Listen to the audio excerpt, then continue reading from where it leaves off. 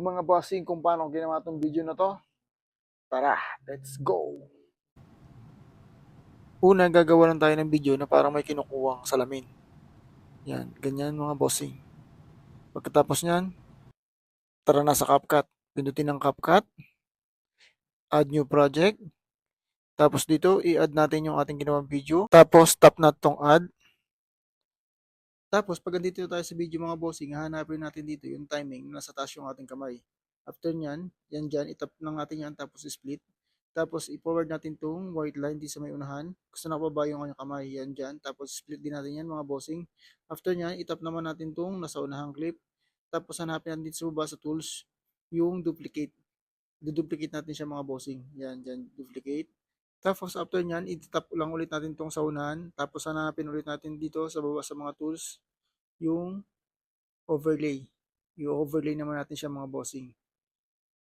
Ito yung overlay. Yan. After natin matap yan, bababa na siya mga bossing. Yan. Tapos i-adjust ulit natin yung white line dito sa may unahan. Ang gagawin naman natin dyan mga bossing, isa hanapin natin ulit dito sa tools, sa baba, yung freeze. Gagawa tayo ng 3 seconds na naka-freeze siya. Yung parang picture mga bossing. Yan. After may naka-freeze na po tayo, pupunta naman tayo sa may second clip niya. Tap lang natin yan, tapos ibaba natin, tapos drag natin doon sa may unahan. Yan. Kapantay po nung first clip at saka second clip na finreeze natin.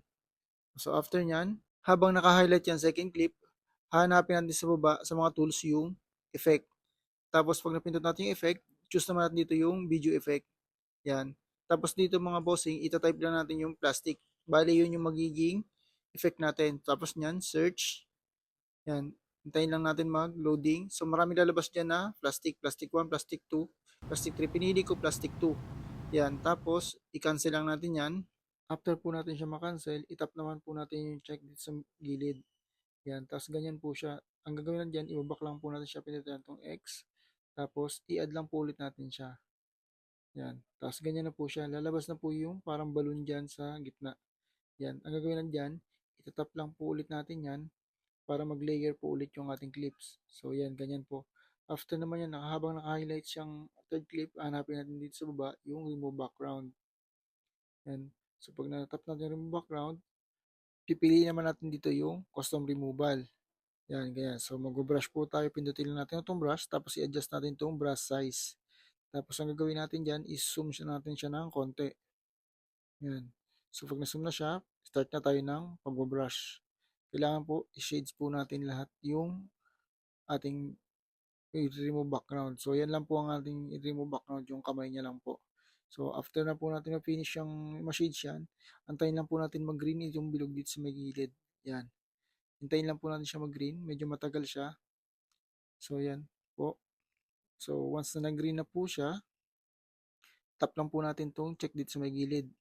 So magiging ganyan na po siya. Yung parang lumabas na po yung kanyang effect.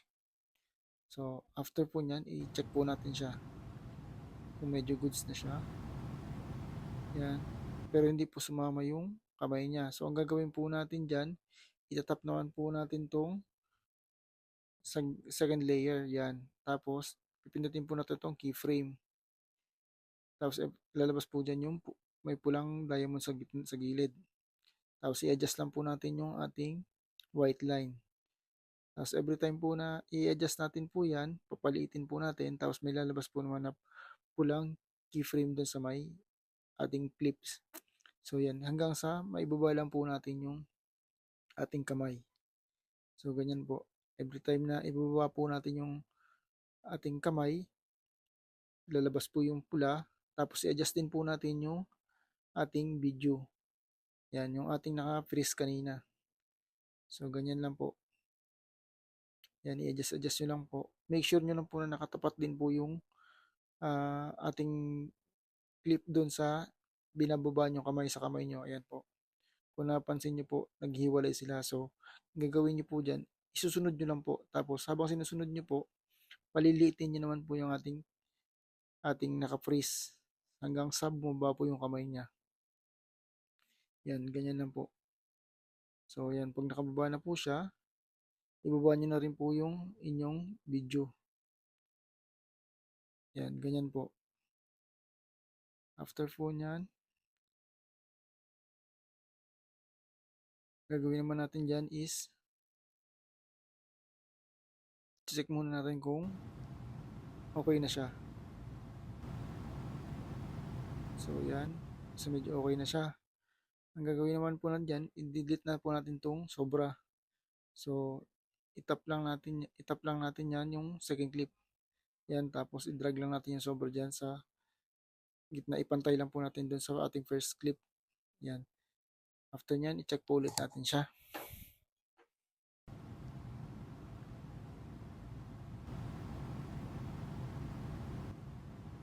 So yan, okay naman po siya. Ang sunod dyan, punta naman po tayo sa pangalawang clip. Doon sa kaliwa niya naman. So ang gagawin lang rin po natin dyan, itatap po natin yan. Tapos split, tapos punta ulit tayo doon sa may unahan. Sa may nakababa na po yung kanyang kamay. So ganyan po. Tapos split lang po lang natin dyan. Tapos itap po ulit natin tong sa unang clip. So pag natap na po natin yung unang clip, hanapin na ulit natin sa baba yung duplicate. Yan, duplicate po. So pag na-duplicate na siya, tap lang ulit natin sa unahan. Hanapin ulit natin sa baba yung sa tools yung overlay. So pag na-overlay na siya, i-adjust lang po natin tong white line sa may unahan. Tapos sa sunod po, hanapin ulit natin sa baba sa mga tools yung freeze. Katulad lang po nung ginawa natin kanina sa unang clip natin. Yan. Tapos so once na may freeze na po siya, punta ulit tayo sa may second clip, tapos i-drag lang po natin yan, pupunta ulit sa may unahan. So pag ganyan na po ulit siya, ang gagawin po natin dyan, tap lang natin tong second clip. So pag natap na natin second clip, hanapin ulit natin sa baba yung effect. So yan, effect. Tapos piliin po natin yung video effect. Tapos i-type lang po ulit natin dito yung tinype natin kanina, yung plastic. So yan po yung plastic. So search na po ulit natin siya. Ganun po ulit, lalabas na ulit. Piliin na ulit natin yung plastic 2. So ang gagawin po dyan, cancel lang po ulit yan. Tap lang po ulit natin yung check doon sa kanina. Tapos X lang po natin. Tapos i-add lang po ulit natin siya. Pag na-add na po natin siya, ganun ulit. Pindutin lang po natin yung balloon. So ganyan po ulit pag naka-highlights yung third layer. Hanapin ulit natin sa baba yung remove background. So pag na-remove background, ganun po ulit. Custom removal, tapos mag-brush po ulit tayo. Adjust lang po natin ulit yan. So zoom natin, tapos pag zoom natin, i-brush lang po ulit natin. Yung katulad lang din po kanina, yung kamay lang din po ang ating i-brush. Yan, ganyan po. So once na-brush natin yan, ganun lang din po. Aantayin lang din po natin yung mag-green yung bilog dito sa gilid. Yan. Tapos tap natin yung check. So pag natap na natin yung check, ganyan na po ulit siya. Yan. Tapos hindi ulit siya sumunod, di ba? Tapos ang gagawin natin yan, pipindutin ulit natin tong ating pangalawang clip. Tapos pipindutin po natin tong keyframe dito. Tapos may lalabas ulit na pula dito sa gilid. Yan. Tapos i-adjust lang po natin yan. Yan, katulad na po ng ginawa natin kanina.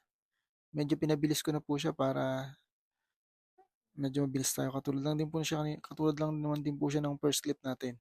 Yan, so once na nakababa na po siya, i-adjust lang po natin yung sobra, tapos i-check na po natin. Yan. Tingnan natin kung okay na po siya. So yan, medyo okay na po siya. Tapos ang gagawin naman natin dyan is i-delete na natin tong sobra. Tap lang natin yan. Tapos i-delete na natin siya. Yan. Pagkatapos nyan, pwede na po natin siyang i-export. Yan. So sana po nasundan step by step. Pakishare na rin po para makatulong tayo sa iba.